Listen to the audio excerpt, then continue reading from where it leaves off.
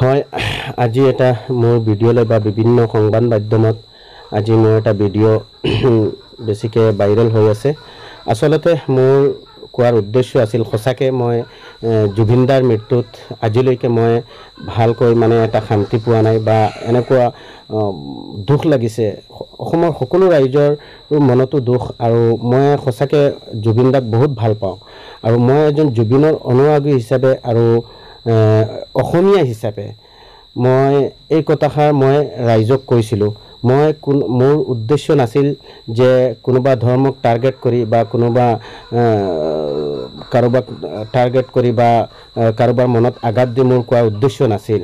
মই আজিৰ দিনত যদি জুবিন দাৰ মৃত্যুৰ সময়ত যদি আমাৰ ঈদো থাকিলেহেঁতেন, ঈদৰ সময়ত যদি থাকিলেহেঁতেন, তেতিয়াহ'লে ময়ো ঈদৰ আনন্দ উল্লাস যিটো আছে মই বিশেষকৈ পালন নকৰিলোহেঁতেন। মনত বহুতো দুখ লাগিছে জুবিন দাৰ মৃত্যুত আৰু মই সেইকাৰণে মই কৈছিলোঁ কথাষাৰ। মই সেইটো কোৱা নাই যে মোৰ কথাখিনি অলপ হেৰি হৈ যাব পাৰে, কিন্তু মোৰ উদ্দেশ্য নাছিল যাতে দেৱালী যাতে বন্ধ কৰিব লাগে এইটো মই ভবা বা কোৱা নাই।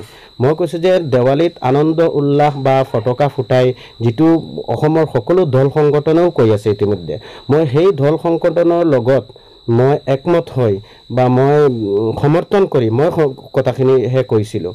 আৰু যদি কোনোবা আমাৰ হিন্দু ধৰ্মাৱলম্বী ভাইসকলে যদি বেয়া পাইছে আৰু এই ক্ষেত্ৰত যদি মনত দুখ পাইছে, মই সঁচাকৈ মই ক্ষমা প্ৰাৰ্থী আপোনালোকৰ ওচৰত, যাতে কোনেও যাতে এই বস্তুটো যাতে ধৰ্মীয় লাইনত যাতে টানি লৈ নাযায় বা ধৰ্মীয় লাইনত যাতে বিতৰ্ক যাতে নহয়।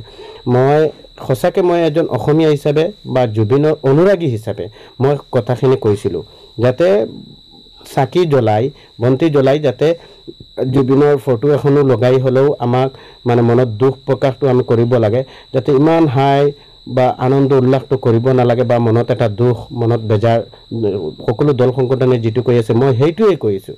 গতিকে কোনেও যাতে এইটো ধৰ্মীয় লাইনত যাতে টানি লৈ নাযায়। আৰু যদি কোনোবা হিন্দু ভাইসকলে যদি সঁচাকৈ বেয়া পাইছে, মই অন্তৰৰ পৰা মই কৈছোঁ মই আপোনালোকৰ ওচৰত ক্ষমা প্ৰাৰ্থী আৰু এইটো ধৰ্মীয় লাইনত টানি নিনিব। মই এজন অসমীয়া হিচাপে জুবিনৰ দাৰ মৃত্যুত বহুতো দুখ লাগিছে, সেইকাৰণে মই আপোনালোকক যোৱাকালি ভিডিঅ'টোত মই কৈছিলোঁ। আজি যদি সঁচাকৈ মই আকৌ কৈছোঁ, আজি যদি আমাৰ ঈদো থাকিলেহেঁতেন, মই ঈদ ইমান হাই হুলস্থুল উদযাপন ঈদৰ সময়ত আমাৰ বহুতো ফূৰ্তি কৰোঁ, কিন্তু এইবাৰ আমি ঈদত ফূৰ্তি নকৰিলোহেঁতেন। গতিকে জুবিন দাই ন্যায় পাব লাগে। জুবিন দাই ন্যায়ৰ স্বাৰ্থত মানে মই কথাখিনি কৈছোঁ, যাতে জুবিন দাই ন্যায় পাওক।